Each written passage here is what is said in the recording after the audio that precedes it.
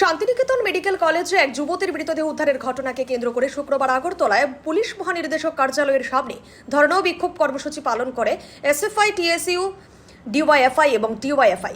কর্মসূচিতে বক্তব্য রাখতে গিয়ে নবারুণ দেব অভিযোগ করেন, রানীর খামার মেডিকেল কলেজে যুবতীর মৃত্যুর ঘটনার ক্ষেত্রে ময়না তদন্তের আগেই আমতলী মহকুমা পুলিশ আধিকারিক এসডিপিও ঘটনাটিকে আত্মহত্যা বলে অভিহিত করে বিষয়টি ধামাচাপা দেওয়ার চেষ্টা করেছেন।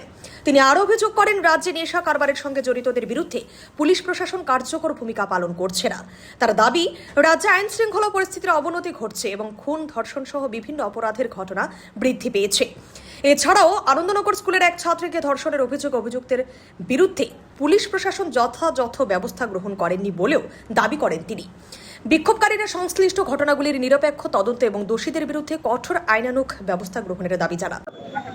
না, আপনারা সবাই দেখছেন গোটা রাজ্যের 40 লক্ষ মানুষ আজকে আতঙ্কে প্রতিদিন দিন কাটাচ্ছেন। বিজেপির 8 বছরে গোটা রাজ্যটাকে নেশা কারবারি, ধর্ষক, মাফিয়া, তুল্লাবাজ, খুনি যারা আছেন তাদের হাতে এই গোটা রাজ্যটা তুলে দিয়েছেন। ফলে রাজ্যটা জঙ্গলের রাজত্বে পরিণত হয়েছে। আমরা দেখেছি আগরতলা শহর থেকে 5-7 কিলোমিটার দূরে আনন্দনগর স্কুলের চাবি নিয়ে বহিরাগতরা ছাত্রীকে, নাবালিকাকে স্কুলে ক্লাসরুমে নিয়ে গিয়ে ঘন্টার পর ঘন্টা আটকে রেখে ধর্ষণ করেন। গ্রেপ্তার 1, বাকিদের ক্লিন চিট।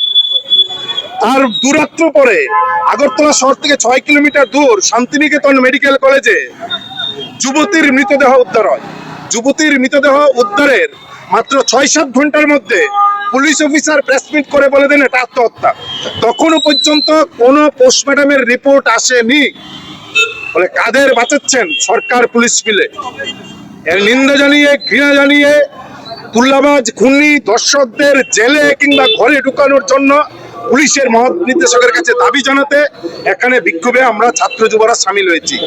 পুলিশ অফিসার আক্রান্ত, ডাক্তার নার্স আক্রান্ত, ধর্ষণের ঘটনা প্রতিদিন ঘটছে, খুন হচ্ছে, মারামারি হচ্ছে।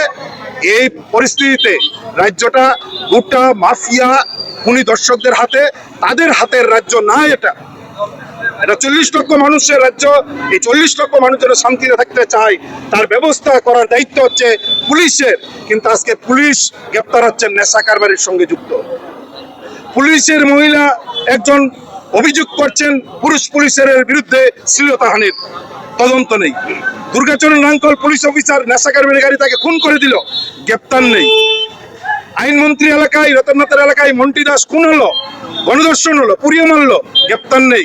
ফলে গোটা রাজ্যটা জঙ্গলের রাজত্ব। আমরা রাজ্যটাকে বাঁচানোর জন্য এই বিক্ষোভে সামিল হয়েছি। রিপোর্ট, হাল্লা বল।